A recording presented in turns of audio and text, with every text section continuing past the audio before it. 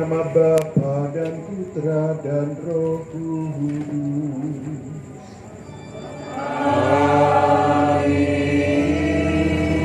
Tuhan bersamamu dan bersama rohmu. Bapak Ibu, saudara-saudari yang dikasihi dan mengasihi Kristus, berkat dalam sukendani. Malam hari ini kita merayakan Ekaristi untuk memperingati dipanggilnya Bapak Roni Thomas Yanis 7 hari yang lalu. Kita bersama-sama yang mengasihi beliau ikut juga mendoakan beliau agar beliau diampuni dosa-dosanya dan diterima oleh Allah dalam kerajaan surga. Dengan kematian berarti kita pun juga mempunyai rencana dalam hidup, namun kadang perencanaan hidup kita luput dari kehendak Allah sehingga kita sering jatuh dalam dosa. Oleh karenanya sebelum kita melanjutkan Ekaristi, kita hening sejenak untuk meniti hidup kita. Kasihanilah kami, Tuhan, kasihanilah kami, Kristus, kasihanilah kami, Kristus, kasihanilah kami, Tuhan, kasihanilah kami, Tuhan, kasihanilah kami. Bacaan pertama dari surat kepada orang Ibrani. Baiklah, kita berusaha untuk masuk ke dalam perhentian Allah. Sebab itu, baiklah kita waspada, supaya jangan ada seorang pun di antara kamu yang dianggap ketinggalan, sekalipun janji akan masuk ke dalam pemberhentiannya masih berlaku. Sebab kita yang beriman akan masuk ke tempat pemberhentian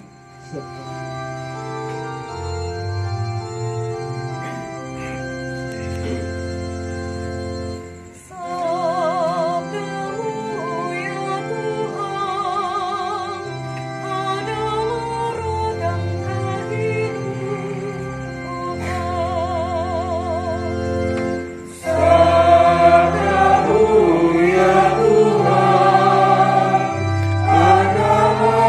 dan kehidupan.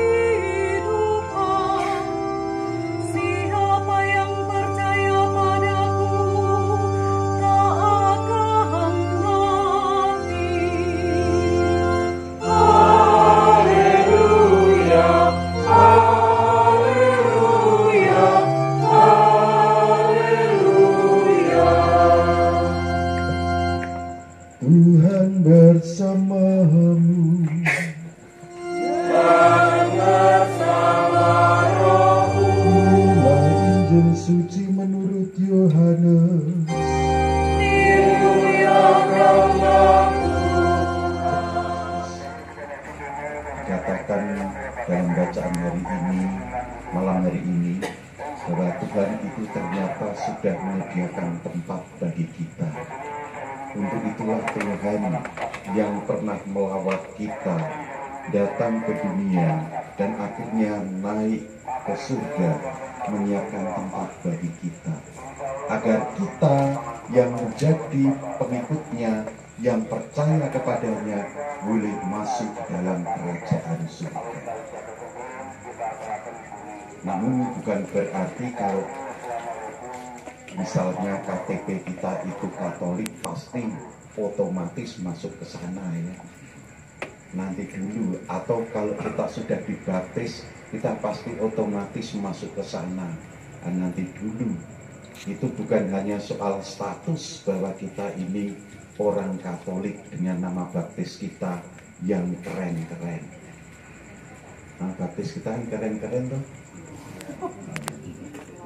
Agustinus, keren. Karulus, Aryawan.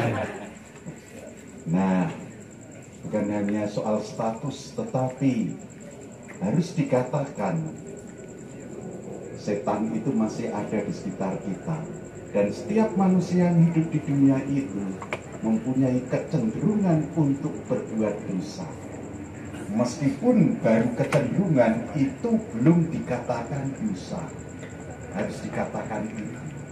Manusia berusaha untuk menjadi makin suci, makin kudus, tapi toh di sana sini ternyata banyak halangan, banyak iming-iming, sehingga kecenderungan berbuat dosa itu terpancing, udah punya kecenderungan terpancing, terungkapkan lewat kata dan perbuatan, dan itu bisa menjadi dosa kalau kata dan perbuatan ini adalah perbuatan salah, dosa. Maka memang harus dikatakan, memang benar kita sudah disediakan tempat, yakni kerajaan surga. Dan kalau ketika kita mati, nanti kita akan ke sana semua. Semuanya ke sana. Karena kita pengikut Kristus. Tapi kecepatannya bitu-bitu. Kalau orang itu suci, kudus, maka dia nggak pakai lama lah, langsung bablas. Tetapi kalau di dunia ini banyak kecenderungan berbuat dosa, baru kecenderungan dan terungkapkan dan akhirnya berbuat dosa, nanti dulu kita tidak bisa menipu di hadapan Allah. Allah tidak bisa ditipu. Mungkin di hadapan manusia lain sesama kita atau orang lingkungan pun kita kelihatan kudus-kudus, kelihatan suci. Kalau Romo kelihatan suci gak?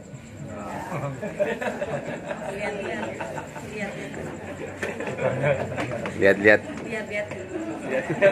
Ketoke. Lihat dulu. Lihat Romo ini sapa? Aku rawani. Nek aku piye ya berkata. Nah, kecepatannya bisa beda-beda. Kalau dia memang meskipun baptis ya, meskipun mengaku pengikut Kristus, tetapi kalau di dunia ini banyak berbuat dosa, kita tidak bisa menipu Allah. Meskipun kelihatannya di mata semua orang itu suci. Koruptor itu kelihatannya bagus, terlente gitu ya. Di luar tampak bagus, di dalamnya penuh kebusukan. Mungkin orang konangan, mungkin juga tidak sampai di penjara, sampai mati. Tetapi di hadapan Allah semuanya telanjang. Lihat bacaan pertama. Di hadapan Allah semuanya telanjang dalam tanda petik.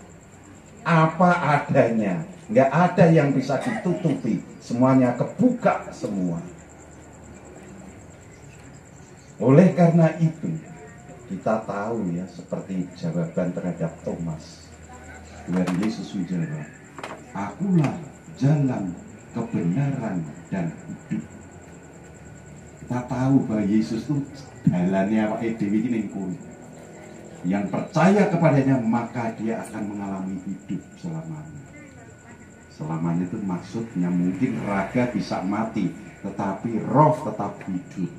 Nah, roh ini diterima di mana masalahnya? Karena itu kita perlu perencanaan dalam hidup.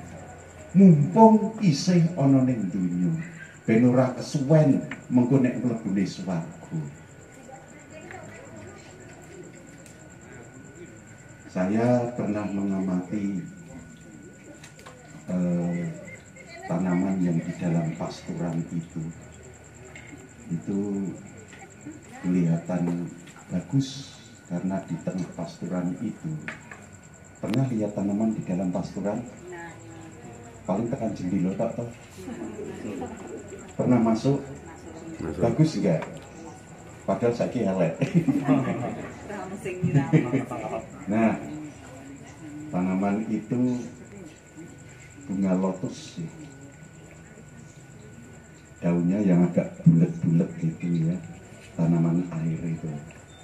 Saya kok kemarin ini hijau, tapi kok makin lama itu kok bukan kuning, abang, kuningnya ditelai direk. ireng. Daunnya itu berkurang, kok ya dikerikiti gitu loh. Gitu. Tak deloi, wah iki kenapa tapi kok hilang.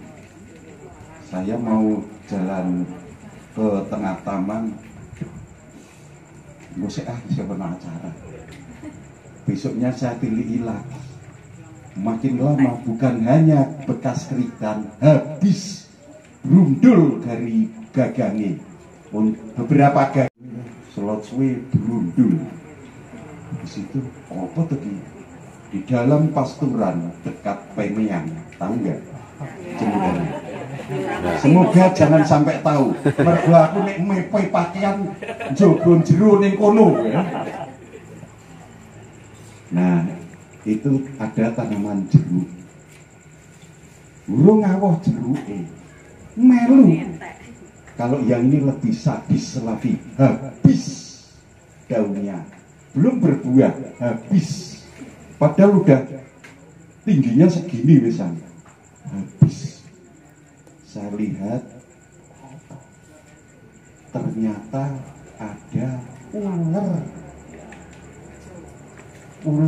Bahasa Indonesia ini ulat, bukan ular ya, ulatnya.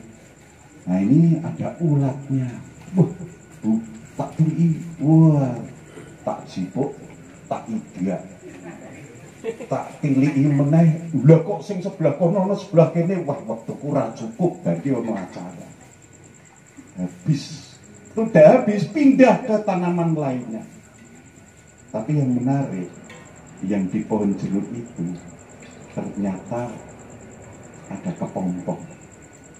Kepompong ini konon dari ulat, dari ular gitu. Saya melihat dalam semalam langsung menghabiskan daun jeruk waktu itu. Dan saya tidak sempat untuk membasmi ulat itu, sayang. Tapi saya mencoba memaknai peristiwa itu. Rupanya ulat itu kalau makan itu dedikasi tinggi. Ora tahu mandek.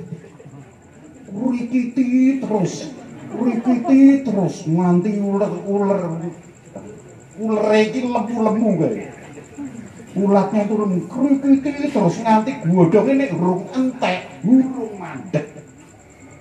Dan setelah jadi kepompong, dia poso, nggak makan lagi. Jadi antisipasi ke depannya itu matang. Kuwi jenenge ular lho Pak. Sehingga akhirnya setelah kepompong karena cukup makanan dia tidak perlu keluar lagi, tetapi puasa beberapa waktu dan kemudian menjadi kupu-kupu yang indah. Nampaknya yang ngatasi ular ini punya rencana hidup. Kapan saya harus makan? Kapan saya harus menggemukkan badan? Nanti saatnya saya puasa, saya tidak kekurangan makan dan akhirnya gol menjadi kupu-kupu. Kita bisa belajar, meskipun janjane yo mangkel, godhong entek. Ning apapun yang terjadi dalam kehidupan, peristiwa yang kita alami, kita harus mampu memaknainya. Dan situlah saya mendapatkan inspirasi. Segala sesuatu bisa diambil makna positif. Entah itu menjengkelkan, entah itu bahkan kesialan, tetapi ada sesuatu hikmah di balik itu. Kalau ulat saja punya rencana planning hidup yang sedemikian rupa, bagaimana dengan manusia? Suatu saat nanti habis waktunya hidup di dunia ini, apakah saya itu sudah punya tabungan setia mengikuti, menepati apa yang menjadi firman Tuhan atau kehendak Tuhan? Ataukah saya hanya berhenti, nama saya bagus karena saya baptis, selesai, habis itu banyak berbuat dosa? Bacaan hari ini mengingatkan kita, di hadapan Allah semuanya telanjang. Nggak ada yang bisa ditutup-tutupi. Kita bisa belajar dari ular, kita bisa belajar dari tanaman, kita bisa belajar dari apa saja di dunia ini. Mengambil hikmahnya, sehingga setiap waktu kita diingatkan, ingat suatu saat saya itu selesai. Apakah saya bisa mempertanggungjawabkan firman Tuhan yang saya terapkan dalam kehidupan sehari-hari sebelum selesai? Firman Tuhan mengajarkan kita untuk mencintai, mengasihi tanpa pandang bulu, bukan hanya orang hidup, tetapi juga mereka yang sudah meninggal. Kalau saudara kita meninggal, bukan berarti semuanya selesai. Kita masih bisa menolong. Ini tanda cinta kita. Menolongnya dengan apa? Doa-doa kita. Karena itu yang dibutuhkan oleh saudara kita yang sudah dipanggil. Bukan emas, uang, atau harta, atau rumah, atau kendaraan. Enggak. Tetapi doa. Dan malam hari ini, kita mendoakan Bapak Roni Thomas Yanis yang sudah dipanggil 7 hari lalu.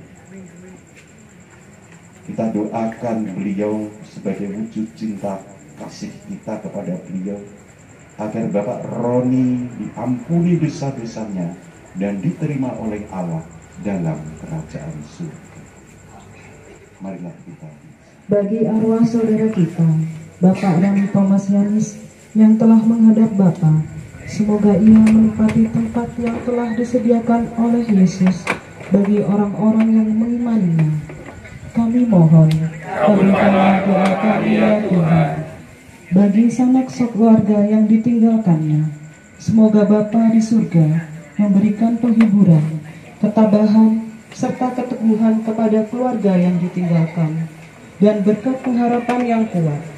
Mereka yang masih meneruskan pesiaraan di dunia ini, Kau beri terang dalam meneruskan tugas dan panggilan mereka. Kami mohon, kabulkanlah doa kami.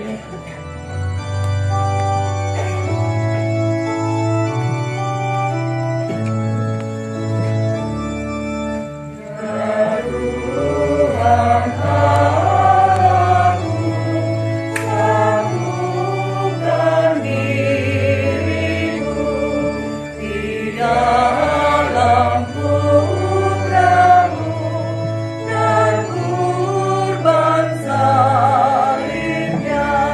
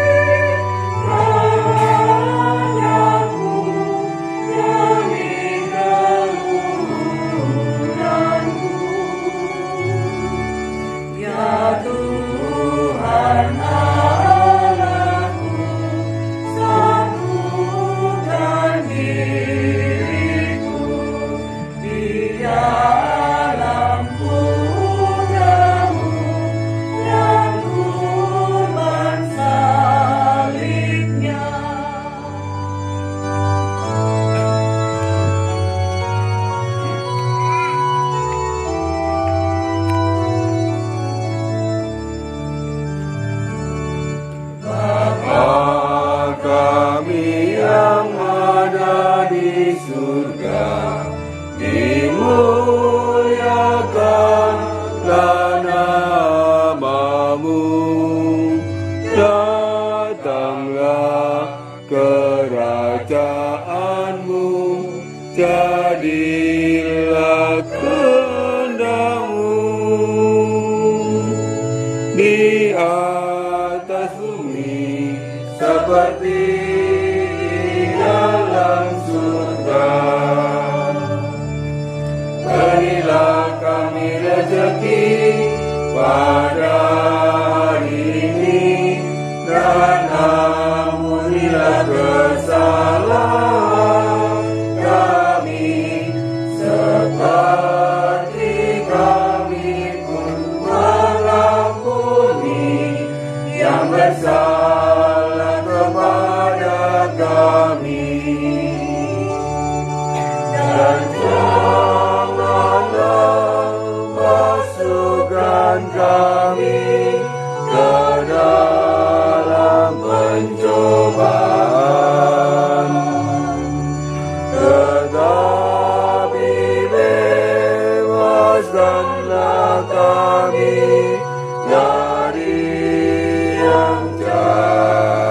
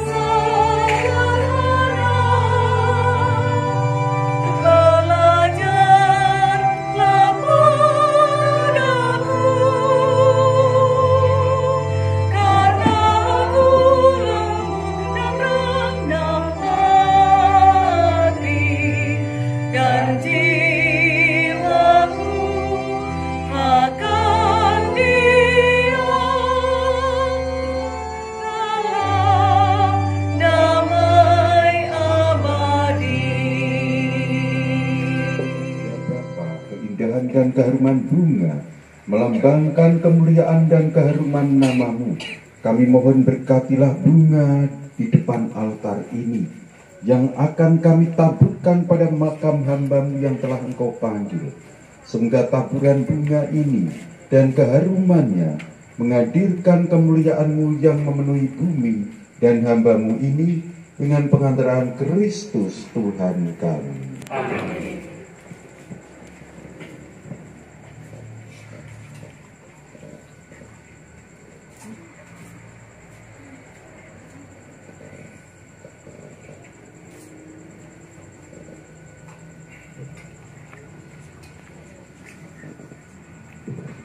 Saudara-saudari yang terkasih, mari kita akhiri perayaan Ekaristi dan doa kita untuk Bapak Roni Tomasianis dengan mohon berkat Tuhan.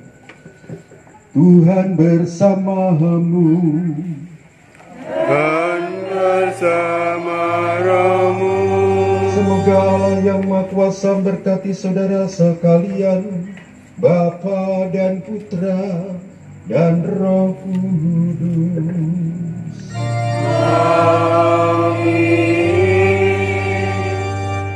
Saudara-saudari, pergilah, misa arwah sudah selesai.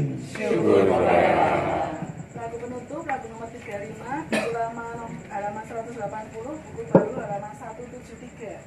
Siapa yang berpegang?